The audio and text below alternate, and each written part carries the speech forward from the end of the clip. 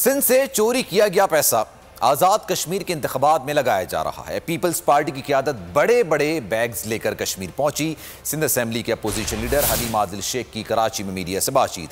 कहा, वज़ीर आला सिंध के तैयारे को 13 साल से गैर कानूनी तौर पर इस्तेमाल किया गया।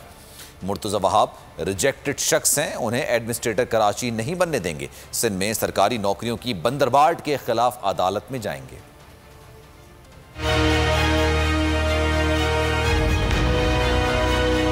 यहाँ से सिंध का चोरी किया जाने वाला पैसा कश्मीर इलेक्शन को खरीदने के लिए, कश्मीर के वोट को खरीदने के लिए जितने वजीर गए कुछ जाने वाले हैं, सारे बड़े बड़े बैग इनके साथ गए हैं। पिछले दिनों मैं तो चाहूंगा कि जैसे कि मैंने बिलावल साहब के जहाज जो लेकर गए थे, लिफ्ट लेकर जो इस्लामाबाद गए थे, उसकी तफसील मैंने निकलवाई है। पिछले 13 साल में इन्होंने सिंध के जहाज को, जो कि गवर्नेंस का जहाज और हेलीकॉप्टर है, उसको इन्होंने W11 बना के चलाया, उसको इन्होंने चिंची बना के चलाया। बड़ी ख्वाहिश है इस बच्चे की खिलौना चाहिए इसको कराची खेलने के लिए, मुर्तज़ा वहाब साहब। और चूंकि वो हमारे वज़ीर आला साहब के छोटे हैं तो छोटे को खिलौना चाहिए। मुर्तज़ा वहाब साहब एक रिजेक्टेड एक शख्स हैं जो कि 2/3 मतलब जिन्होंने चौथाई वोट भी हासिल नहीं किए इमरान इस्माइल साहब के शहर कराची में, और वो फारिग किए गए, जमानतें जब्त कराई उन्होंने। ये शहर जिसको 13 साल में पीपल्स पार्टी ने गंदे तरीन शहरों में शामिल कर दिया हो, आज उसको कहते हैं मरे पे 100 दुर्रे, उनको लगाने के लिए मुर्तज़ा वहाब साहब को